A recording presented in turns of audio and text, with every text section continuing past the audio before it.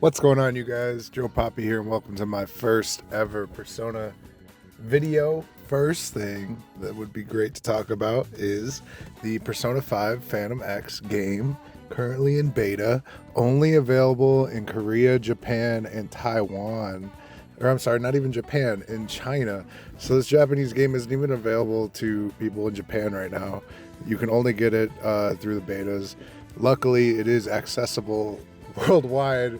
You just have to go to the Korean website, you know what I mean, download it, there's little translator patch, blah blah blah, nothing too crazy. I'm very surprised how easy it was to get in, to be honest, and I'm scared every day that they're just gonna close my account. But besides that, wow, I did want to talk about this game for a little bit, maybe give a brief history of my perspective of Persona lately, and how I can compare it to other games in the series, and just, show you what you can expect from this one. So sit back, relax, and enjoy. All right, guys, so the first thing I want to say is I started Persona with Persona 5 Royal. I was bored out of my mind looking for games on Steam about 2 years ago. Just going through the top rated games on Steam, and it was like a 95 out of 100 on Steam. So I was like, okay, what is this? Not normally my cup of tea. Speed through this a bit, but I got stuck on Okumura's boss. And if you guys don't know, that's one of the more annoying bosses in the entire game. I stopped playing for half a year, and then I got bored, decided to pick it up again. And wow, I was after that moment when I decided to pick it up again, I was so beyond hooked. I actually can't even believe that there was a time where I had played some of Persona 5 Royal, but wasn't like thinking about it every day because it has certainly gotten to the point where I am just constantly on the scummiest forums talking about Persona every single day. And yeah, it is certainly wild to think about now, especially all the songs from Persona series that I'm just absolutely obsessed with. All right, moving on. So I started with Royal, then I beat that. Great game, best game ever, actually, honestly. And then I was like, okay, now what? I had like spoiled myself a bit with 3 and 4's endgame bosses, but I decided to go ahead and try out 3. Took me a minute to even realize that Persona 3 had a re-release in 2024. I didn't know. I found it and I was very excited to play it. I was super stoked to see more content. One of the things that struck me was the music being so absolutely amazing. So I mean, once I think I heard the Persona 3 soundtrack, actually, once I heard the Persona 5 Royal, once I beat Royal, the music in the Persona series like stuck to me like glue. And then when I heard 3's soundtrack, I just, I was instantly hooked. A little bit of a tangent, but yeah. So I love Persona 3. I beat that one. Great game. A little slow in the first half. Let's be honest, it's a slog in the first half until things start moving along in October. But besides that, the game is very, very good. And then after I beat Persona 3, I played a bit of The Answer, but I'm still halfway through that one. I kind of get the gist of what's going on, though. And then I decided to play most of every single other Persona game. Went ahead and watched the Persona 4 anime to save myself another 100 hours of playing another Persona game for now. And that was probably the best anime I've ever seen in my entire life. W. Glaze. I started picking up all the spin-offs. So we got Strikers. I was actually very disappointed in Strikers. I haven't beaten it yet, but there's just a level of cheesiness in Strikers that I don't resonate with. There's something about the intrigue of Royal and the fact that Royal doesn't exist in Strikers that completely ruins it for me.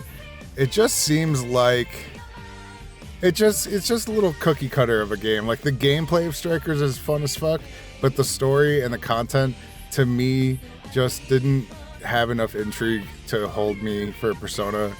What else did they have? We have Tactica. I actually played Tactica before I played Royal, believe it or not. Just briefly, and then I realized like all the characters were shown to me right away, and I was like, I gotta stop this. I know about Tactica. That one's not very good. I mean, it is a decent gameplay loop, but overall, it's a very easy game. So, I mean, and I'm interested to see what the story holds, but yeah, for the most part, I've ignored Tactica. For other spin-off games I played Arena Ultimax. Actually really enjoyed that one. The gameplay is a little too easy, but if I had a buddy to play with, I could totally imagine myself playing that one for a very long amount of time, having a good blast, you know what I'm saying? And then besides that, the dancing games, the dancing games actually went fucking crazy.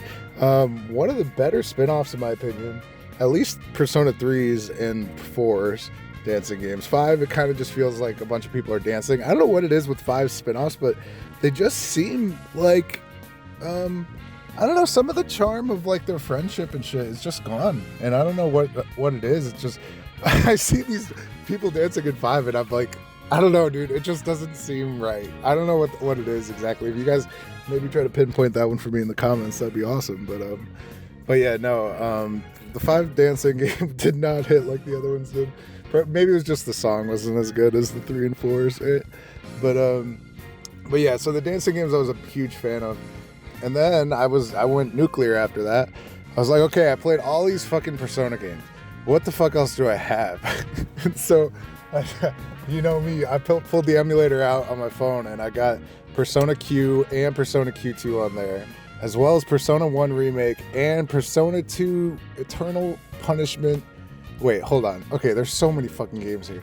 Q1, Q2, Persona 1, Persona 2, and Persona 2 Eternal Punishment, but it's the Japanese version with the English mod because they never released it in the US. Out of all 4 of those games I just mentioned, Persona Eternal Punishment, the Japanese one with the English mod, that game fucks. That game is so good.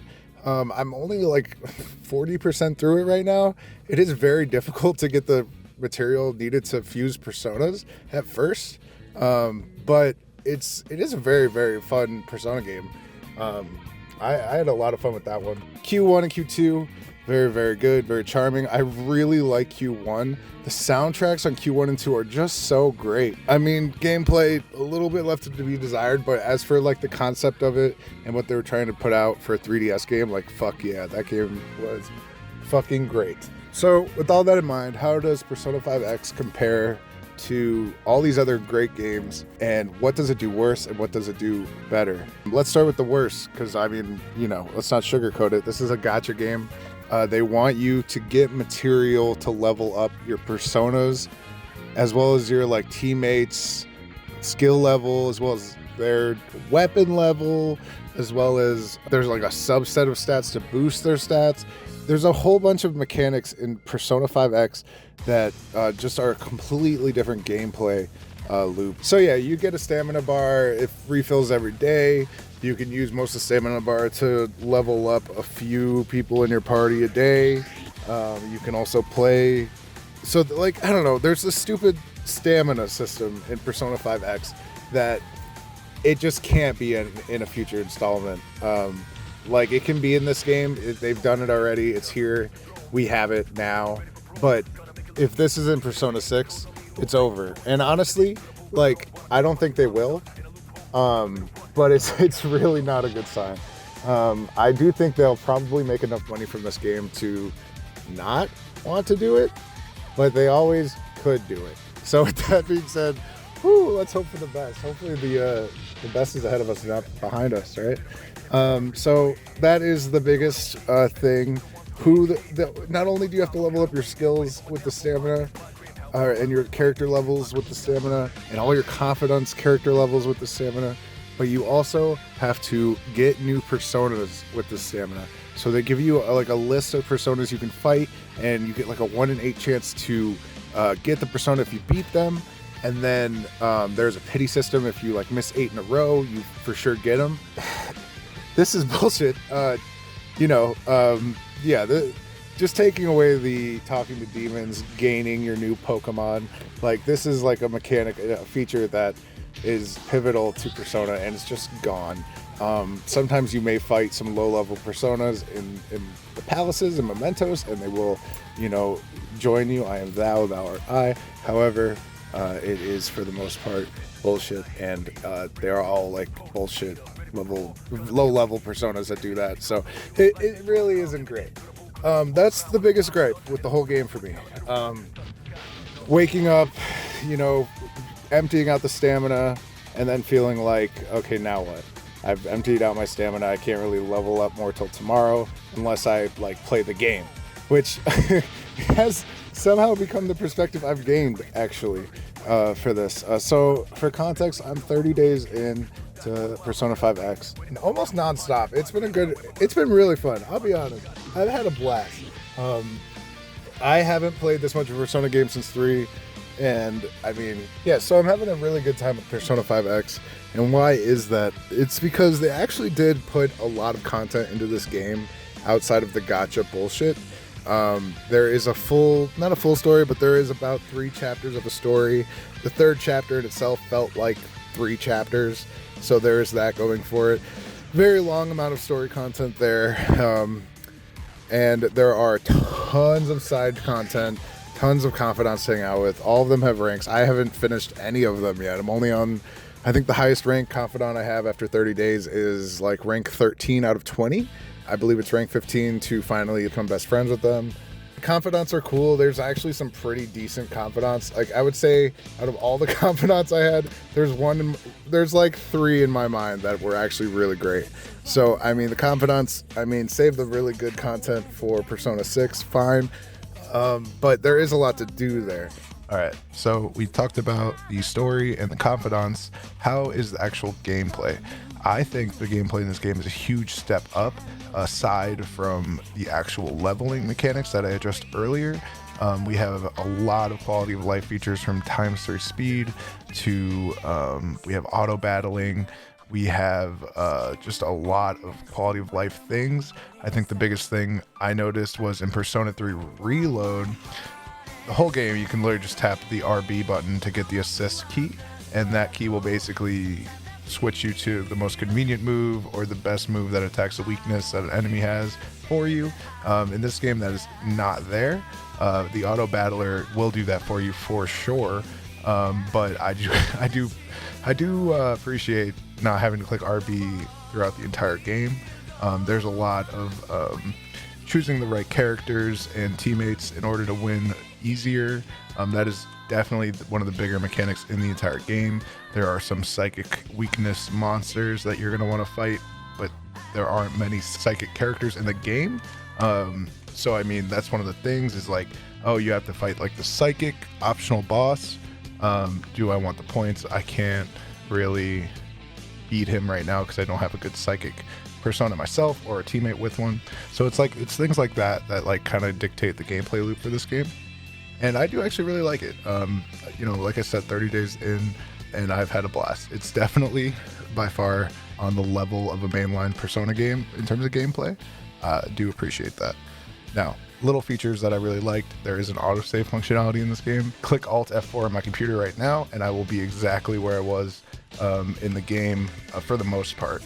If I'm in a battle in Mementos, I will just, and my game crashes, I will just be back in that battle when I log in. If I'm in a story cutscene and my game crashes when someone's talking, it will just reload right back to that scene.